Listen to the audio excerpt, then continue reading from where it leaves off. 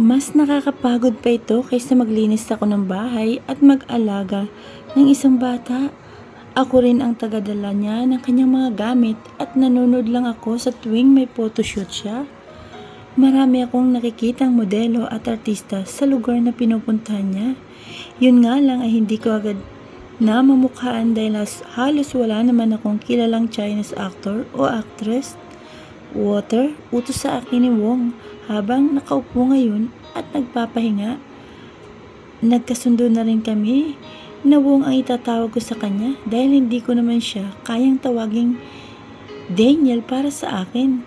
Ang pangalan na yun ay mahalaga at malapit sa aking puso. Mabilis akong kumuha ng tubig at inabot sa kanya. Matapos yun, umupo ako sa isang upuan na nasa tabi niya at sabay kaming tumingin sa isang platform na napapaligiran ng puting background kung saan kinukuhanan ng litrato ang mga modelo. Makikita rin sa magkabilang gilid ang dalawang ilaw na nakatutok sa gitna ng platform. Tila photo studio ang aming kinaroroonan kung saan may isang photographer ang kumukuha sa iba pang modelo. Maya-maya lang, isang babae ang lumapit kay Wong at umupo malapit sa kanyang kinaupuan. Nagkwentuhan ang dalawa at kahit anong gawin kung pakikinig, wala naman akong maintindihan dahil pareho silang Mandarin ang salita. Kaya naman, nilibot ko na lang ang aking paningin hanggang sa nakita ko ang mga magazine na nakapatong sa lamesa na nasa aking harapan. Kinuha ko ng isa rito at tiningnan.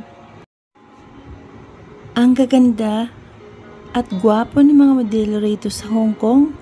Nag-enjoy ako sa pagtingin sa kanila.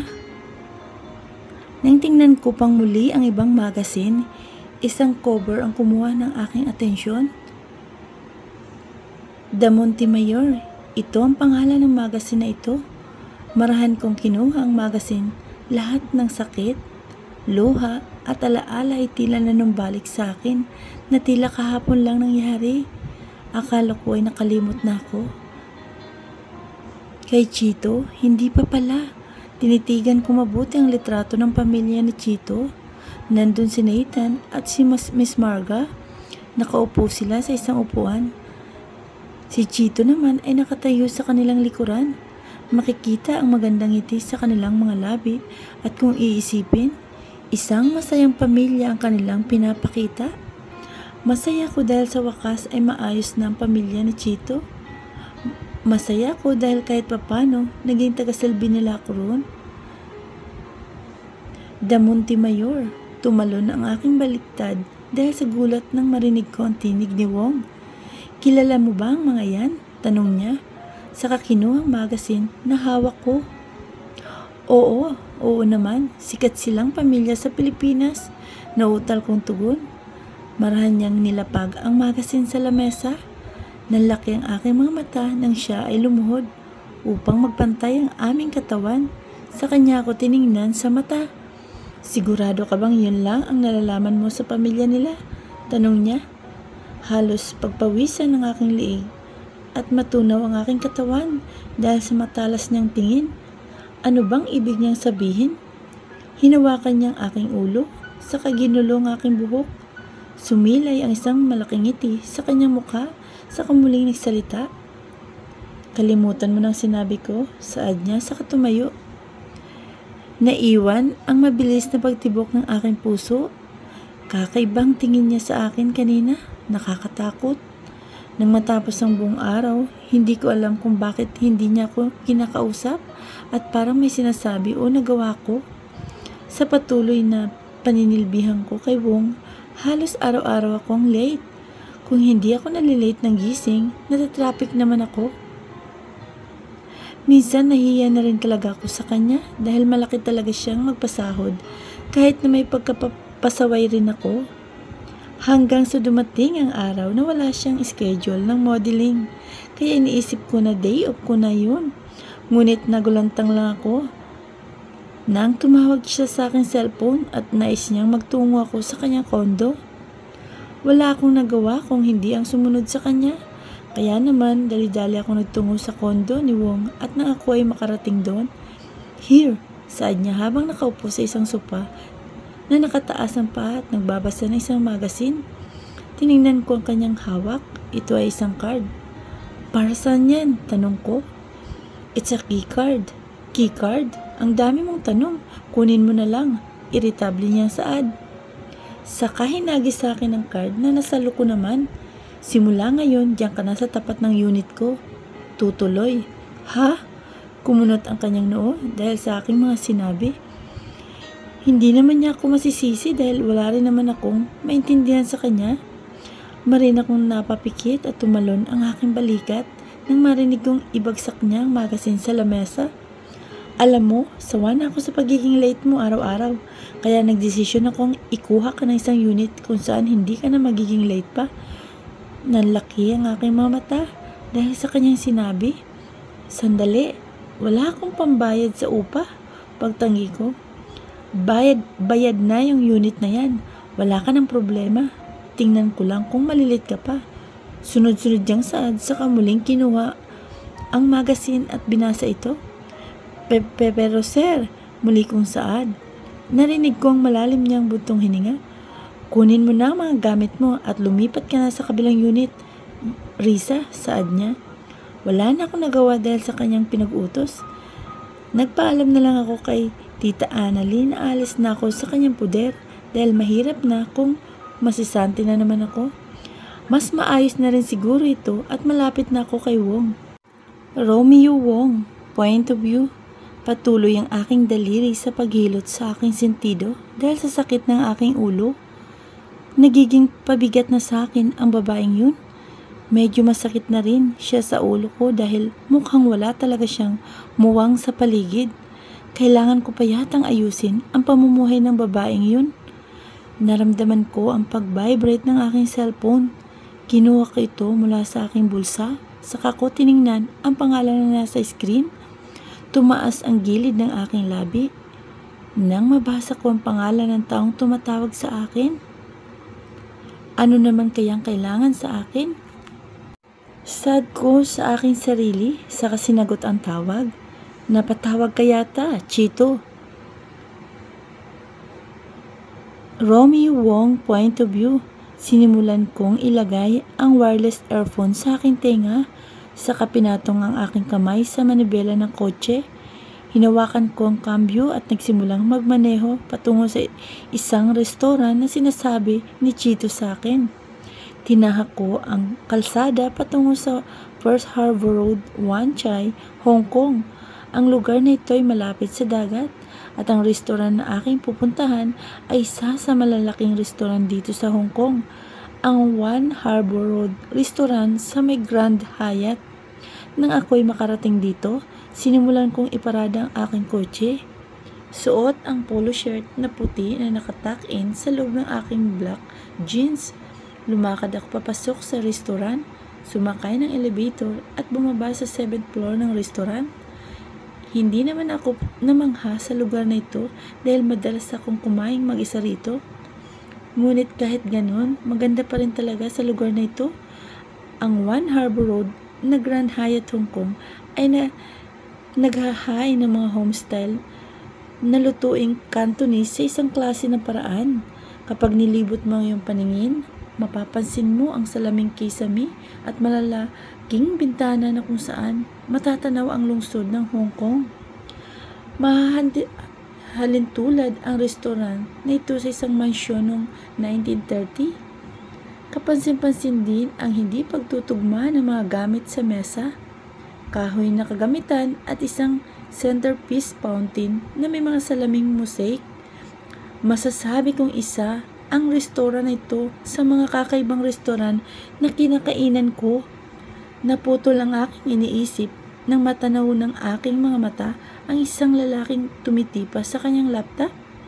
Tumaas ang gilid ng aking labi saka lumakad patungo sa kanyang kinaroroonan. Kailan ka pa dumating dito sa Hong Kong, Chito? Saad ko kay Chito saka hinila ang upuan na nasa kanyang harapan at umupo rito. Yesterday I'm here for business. Tugon niya. So, what is this about? Marahang ibinaba ni Chito ang screen ng kanyang laptop saka tinanggal ang salamin sa kanyang mata. I'll go straight to the point. Miguel, tumaas ang gilid ng aking labi nang marinig kong pagtawag niya sa aking pangalan. Let's just get into business, tugon niya. Hilig mo talagang umiwas sa mga ayaw mong pag-usapan, ano? Ano bang sinasabi mo? Wala naman, sinandal kong aking likod sa upuan, saka bumuntong hininga. Sabihin mo na ang sasabihin mo, busy akong tao. Kukunin sana kita para sa ribbon cutting sa opening ng isang exhibit. Natawa ko ng malakas nang marinig ko ang bagay na kanya sinabi. Tinawag mo ko dahil lang dyan, saad ko sa kamuling tumawa. Nakita ko naman ang pagkunot ng kanya noo. Magandang exposure ang bagay na yun sa'yo. I'm just giving you a favor. Muli akong tumawa dahil sa kanyang sinabi. Ako, gagawin mong tagaputol ng ribbon? Sa gwapo kong ito? Wika ko sabay turo sa aking sarili at pagbrush ng aking buhok. If you don't want, you can always say no. Of course, I don't want to do that. Mariin kong pagtanggi. Bakit? Hindi na lang ikaw ang pumutol sa sarili mong ribbon. Total, doon ka magaling. Anong sinasabi mo? Isang buntong hininga ang aking ginawa. Ayoko nang magsalitang muli dahil baka kung ano pang aking masabi. How's my sister? Tanong ko, sabay seryoso ng aking mukha. She's fine. Walang interest niyang tugon. She better be. Maras akong tumayo. Yun lang ba ang sasabihin mo? Marami pa akong gagawin. Muli kong wika. Tiningnan niya lang ako saka muling binuksan ang kanyang laptop at tumipa ng letra. Makakaalis ka na. Walang emosyon niyang tugon. Nakakainis talagang ugali ng lalaking ito. Hindi ako makakatagal kung kasama ko siya. Sinimulan kong ihakbang ang aking paa at lumakad palayo sa kanyang kinaroroonan. Hindi pa tayo tapos, Chito. Sa susunod, ikaw na ang magmamakaawa sa akin. Marisa Marquez point of view. Hanggang ngayon, hindi pa rin ako sanay sa isang magarbong kondo. Pakiramdam ko, isang panaginip lang ang nangyayari sa akin. Sino ba ang mag-aakala na bibilhan ako ng isang unit ng boss ko? Nakakahiyaman pero sobrang nagpapasalamat ako. Kahit salary deduction ito, ayos lang. Hay, ang sarap ng atmosphere rito. Hingang malalim ko habang nakatayo sa balcony ng aking kondo. Natatanaw ng aking mga mata ang magandang syudad ng Hong Kong. Maganda rin ang asul na langit at ang hangin na dumadampi sa aking mukha ay nakapanatag ng kalooban. Muli kong hinigop ang mainit na kape na nasa aking tasa. Sana'y madala ko rin dito si nanay at tatay, pati na rin si Ivan. Sana talaga. Maya-maya lang napatingin ako sa pinto nang marinig kong may nag-doorbell. Baka si Wong na to, pero ang alam ko ay wala akong trabaho ngayon. Kibit balikat akong lumakad patungo sa lamesa at pinatong doon ang hawak kong kape saka muling lumakad sa pinto. Nang buksan ko ito, hindi ako nagkamali. Si Wong nga. Sumama ka sa akin. Saad niya sabay hawak sa aking palapulsuhan. Sandali. Sandali lang naman. Alam ko, off ko ngayon. Tumaas ang kuryente. Sa buo kong katawan nang tapunan niya ako ng matalas na tingin. Sabi ko nga magbibihis lang ako sir. Nauutal kong wika. Nang matapos ako mag-ayos ng sarili, sabay kaming bumaba ng kondo ni Wong. Get in, saad niya sabay bukas sa pinto ng kanyang kotse. Saan tayo pupunta? Tanong ko sa kanya. Ang dami mo namang tanong, sumakay ka na lang. Marahas niyang hinila ang aking kamay, saka ako pinasakay sa kanyang kotse sa tabi ng driver's seat. Saan naman kaya kami pupunta ng lalaking ito? Makalipas ang ilang minuto, niyang pagmamaneho, hindi ko alam kung ano ang tumatakbo sa isip ng lalaking ito. Namalayan ko na lamang na nasa tapat na kami ng isang salon. Get off, saad niya nang buksan ang pinto ng kotse. Hinakbang ko ang aking paa, palabas ng kotse, saka ko nilibot ang aking paningin. Anong ginagawa natin dito? Tanong ko nang ilibot ko ang aking paningin at makita ang mga salon at mukhang mamahaling tindahan ng damit. Let's go, saad niya sabay hawak sa aking palapulsuhan at marahas akong hinatak papasok sa isang salon. Sa sandali, pag-angal ko ngunit tila wala siyang naririnig. Patuloy niya lang akong hinatak hanggang sa paupuin niya ako sa isang malaking upuan dito sa loob. "Quick sir," rinig kong utos niya sa isang lalaki. "Tashishe, who is she?" Tila nandidiring sa ading isang bading na hinawakan ng aking buhok. "Yege Feng Yu, a friend," tugon ni Wong. Ang iba nilang pinag-usapan ay halos hindi ko na maintindihan dahil sa bilis nila magsalita. Namalayan ko na lang na inaayos na ng taong yun ang aking buhok, pati na rin ang aking mukha. Nais ko sanang tumanggi nang lagyan niya ng kolorete ang aking mata at pisngi.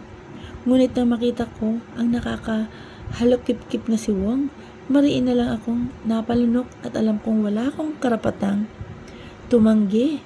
Halos makatulog na nga ako dahil sa ginagawang pag-ayos ng bading sa aking mukha. Ngunit makalipas ang ilang oras, marahan kong binukas ang talukap ng aking mga mata at nakita ko na nasa harapan na salamin ang aking mukha. Perfectly beautiful, saad ng bading, saka humawak sa aking balikat. Nalaki ang aking mata at namangha ko na makita kong refleksyon sa salamin. Ako ba ito? Saad ko. "Ayan, mukha ka ng tao," rinig kong saad ni Wong. Agad ko naman siyang tinapunan ng masamang tingin nang sabihin niya yun. "Halika na," rinig kong sabi niya, saka muling hinatak ang aking kamay at dumiretso kami sa bilihan ng damit. Sa paglibot ng aking paningin, tila elegante at mamahalin ang mga damit na nandito. Napapalunok na lang ako sa bawat presyo ng aking nakikita. "Ito, subukan mo," saad ni Wong, sabay bigay sa akin ng isang pulang dress at saka siya umupo sa isang pulang sopa. Pinag-cross ang kanyang binti at nagbasa ng magazine. Ano bang trip ng tao na ito? Akala niya sa akin Barbie? Sa isip-isip ko. Bumuntong hininga ko saka pumasok sa loob ng fitting room. Sa aking paglabas, nakita ko ang pagtaas ng kanyang ulo at pagtingin sa akin. Halos sumagalpak siya ng tawa nang makita ako. "Ang pangit!" sigaw niya sabay tawang muli. Kumunot ang aking noo dahil sa kanyang sinabi. Ito, subukan mo." Abot muli sa akin ng isang damit. Hindi ko alam kung ilang beses naming inulit ang bagay na yun at ilang damit na ba ang aking nasuot. "Oh, ito, tumawa ka na." Iritable kong wika nang lumabas akong muli sa fitting room. Pagod na ako ha.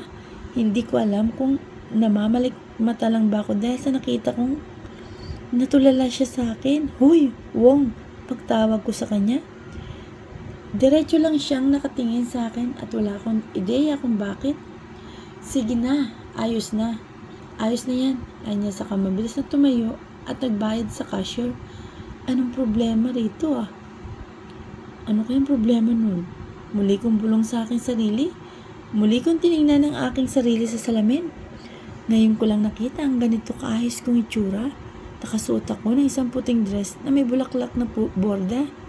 Above the knee ang haba ng palda nito. Sinamahan pa ng isang puting stiletto. Nakataas na animoy bulaklak ang aking buhok. Habang may mga pirasong hibla ang nakalaglag dito. Ang ganda ngayon. Ngayon lang yata ako naging tao, saad ko sa aking sarili. Kahit may pagkamurin ang aking kutis, hindi pa rin ito nakasagabal sa maganda kong anyo ngayon. "Ilang oras mo bang tinitingnan ang mukha mo diyan sa salamin ha?" pagtawag sa akin ni Bong. "Baka mabasag yan. Magbayad pa ako." Irritable niyang dugtong. "Bilisan mo na." "Oo na, saan ba kasi tayo pupunta? At kailangan ganito pang itsura ko?" tanong ko, saka nagmamadaling lumakad patungo sa kanyang kinaroroonan. "Sa isang exhibit tayo pupunta ng isang kilalang tao," anya sabay bigay ng isang demonyong ngiti. Niyuko niya ang kanyang ulo at nilapit ang mukha sa akin. Gusto kong makita ang reaksyon niya kapag nakita ka niya. Muli niyang wika. Tila pala isipan ng lahat ng kanyang sinabi. Hanggang ngayon ay hindi ko pa rin maintindihan ang takbo ng isip ng isang to. Psycho ba siya o ano? Bahala na, iisipin ko na lang parte ito ng aking trabaho. Marisa Marquez, point of view. Pinaliwanag sa akin ni Wong ang lahat ng dapat kong gawin sa aming pupuntahan. Matapos siyang mag-ayos ng kanyang sarili at ayusan ako, sumakay na kami sa kanyang kotse. Hindi ko alam kung anong mayroon sa akin dahil ramdam ko ang mabilis na tibok ng aking puso. Kinakabahan yata ako dahil ito ang unang beses na harap ako sa mga mayayaman at sosyal na mga tao. Ang sabi kasi ni Wong, pupunta raw ang ilan sa kilalang tao rito sa Hong Kong, maging ang ilang mayayaman mula sa Pilipinas ay dadalo rin sa lugar na yun. Ang iniisip ko lang, bakit kailangan pa akong ayusan? O baka naman dahil kinahihiya niya ang normal kong kasuotan. Hello, is everything set? Napalingan ako kay Wong nang magsalita siya at nakita kong may kausap siya sa telepono. Very good. Make sure that all famous TV station media will be there. Muli niyang wika. Hindi ko marinig ang sinasabi ng nasa kabilang linya dahil hindi naman siya naka-loudspeaker. Nang matapos ang kanilang pag-uusap, nakita kong tinanggal niya ang kanyang earphone saka bumalik sa pagmamaniho. Magiging masaya ito, saad niya. Lihim kong sinulyapan ang kanyang mukha at nakita ko ang ngiti sa kanyang labi. Tila mayroon siyang pinaplanong wala akong ideya. Tinahak namin ang kalsada patungo sa Second Harbor Road, Wan Chai, Hong Kong at mabilis na nagtungo sa Hong Kong Arts Center. Nang kami ay makarating, agad na nagpark si Wong sa parking lot ng gusali. Maganda ang art hub na ito. Mayroon na ring restaurant sa loob na maaari mong kainan. Mukha siyang mall sa labas dahil sa glass door at mga glass na nagsisilbing haligi ng gusali. Ang sabi nila, may dalawang maliit na theater sa loob para sa mga stage performance at dalawang restaurant naman para kumain. Malaki rin ang exhibition area nila na nag-occupy ng 3 palapag. Nasa 6th floor ang Italian restaurant na nasa 5th floor naman ang exhibit na aming pupuntahan. Let's go, wika sa akin ni Wong, sabay lahad ng kanyang kamay. Maraming tao sa loob, baka mawala ka, paliwanag niya. Tinanggap ko na lang ang kamay niyang yun at sabay kaming naglakad sa loob ng art hub. Nang makarating kami sa 5th floor, tapos ng ribbon cutting na sana'y dadaluhan niya. Ngunit hindi ko naman nakita ang pagkadismaya sa kanyang mukha. Bagkus, mukha siyang may hinahanap sa paligid. Nakaramdam naman ako ng pagkailang dahil sa mga mata ng tao na nakatingin sa akin. Panay lang ang ngitin at yuko ko sa kanila. She's pretty. Yes, indeed. Ilan sa mga sinasabi ng mga ito, hindi ko alam kung matutuwa o mahiya ba ako sa kanilang mga papuri dahil hindi naman ako sanay na sinasabing maganda. Naramdaman ko ang pagyuko ni Wong sa aking tabi at marahang bumulong sa akin. Ang ganda mo kasi agaw atensyon katuloy, bulong niya. Ngumiti ka lang, muli niyang utos. Ngumiti naman ako tulad ng kanyang sinabi sa kahuminga ng malalim at tinuloy ang paglalakad. Sinasabi ko na nga ba, ang mga tao sa lugar na ito ay pawang mayayaman at sosyal lang. Ang sabi nila, ang lugar na ito ay open for public, ngunit nirentahan daw ng mayayamang pamilya, kaya naka-reserve ang lugar na ito ngayon. Sa aming paglalakad, mapapansin ang magagandang painting at sculpture sa paligid, mga ceramics at kung ano-ano pa. Ang totoo, ngayon lang ako nakakita at nakapanood ng ganito. Maganda rin pala at nakakamangha ang abilidad ng mga taong gumawa nito. Ang tagal mo namang maglakad, sigaw sa akin ni Wong habang iritableng nakatanaw sa akin. So sorry, ang ganda kasi ng mga nandito. Siyempre, it's an art at nandito ang mga bagay na yan upang ma-appreciate sila ng tao. Tumango-tango ako dahil sa sinabi ni Wong. Tama, at sana mayroon pang ibang artist ang makilala.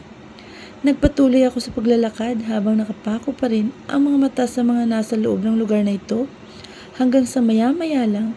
Ouch! Pag-angal ko sabay hawak sa aking ilong na tumama sa likod ni Wong. Bigla kasi siyang huminto sa paglalakad. Ano ba? Bakit ka huminto? Saad ko habang hinihimas ang masakit kong ilong. Hindi ko narinig ang kanyang pagtugon. Nang itaas kong aking ulo at tiningnan ko siya, may ngiti ang kanyang labi. Isang ngiti na tila may kung anong iniisip. Isang ngiti na may kung anong binabalak. Nagtaka ko dahil sa ngiti niyang iyon, kaya sinundan ko ang direksyon ng kanyang tinitingnan at sa pagtama ng aking paningin doon, nalaki ang aking mga mata at halos mabitawan ang dala kong handbag. Tila dumilim ang buong paligid at tanging ako at ang taong yun lang ang nasa loob ng exhibit na ito. Ang mabilis na tibok ng aking puso ay hindi ko mapigil nang muli ko makita ang kanyang mukha.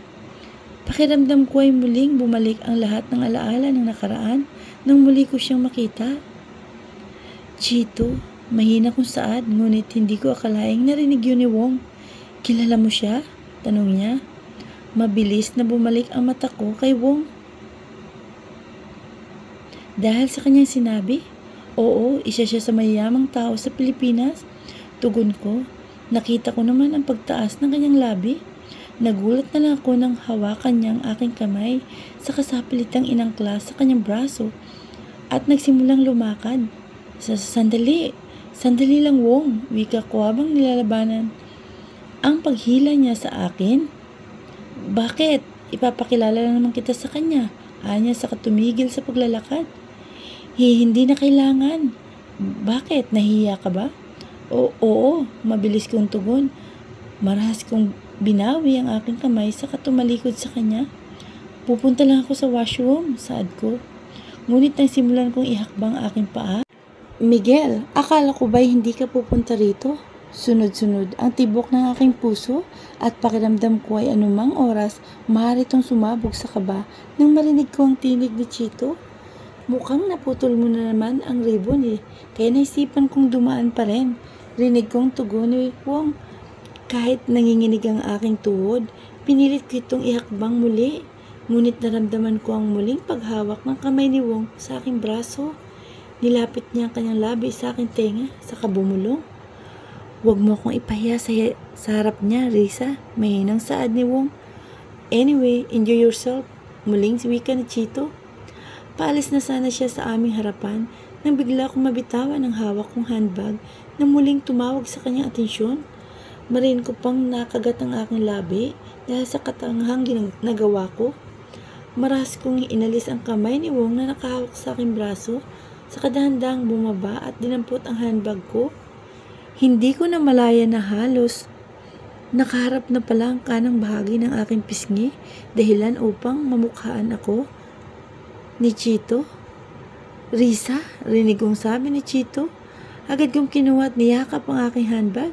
Excuse me, paalam ko sa kahinakbang ang aking paa, ngunit hindi pa man ako nakaalis sa aking kinaroroonan. Muli kong naramdaman ang kamay ni Wong sa aking braso. Sabay sa marahas niyang paghatak sa akin at saka ako inakbayan. Dahil sa kanyang ginawa, tuluyan ako napaharap kay Chito. Habang nakadikit ang aking balikat sa dibdib ni Wong dahil sa kanyang pag-akbay.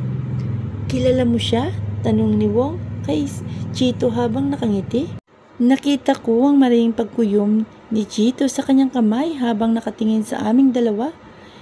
Chito, I'm asking you, kilala mo ba ang kasama ko? Muling tanong ni Wong. Yes, I know her. Nauutal na tugon ni Chito. Really? What a small world. Paano kayo nagkakilala? Halos tumalo ng aking balikat nang magtama ang tingin namin ni Chito sa isa't isa. Sa kaseryosong bumalik ng tingin niya kay Wong. She was our maid back then. Ang bagay na sinabi ni Chito ay tila isang karayom na tumusok sa aking puso. Hindi ko akalain na masasaktan ako ng ganito dahil sa kanyang sinabi. Alam kong katulong lang nila ako noon, pero masakit pala na ganun ka ipakilala ng taong mahal na mahal mo. What a coincidence! Siya na ang bago kong PE ngayon, muling saad ni Wong. Dahil sa kanilang pag-uusap, nakuha namin ang atensyon ng mga tao sa loob ng exhibit at sa isang iglap, biglang dumating ang mga media sa paligid. Is that Wong? He's really handsome, saad ng mga tao na ngayon ay nakatingin sa amin.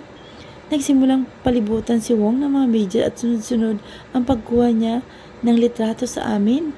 Natanaw ko naman ang tahimik na pag-alis ni Chito sa aming kinaroroonan at hindi man lang siya lumingon sa akin. Tell us Wong, who is she? Tanong ng isang reporter sa amin dahil hanggang ngayon, nakahawak pa rin ang kamay ni Wong sa aking balikat.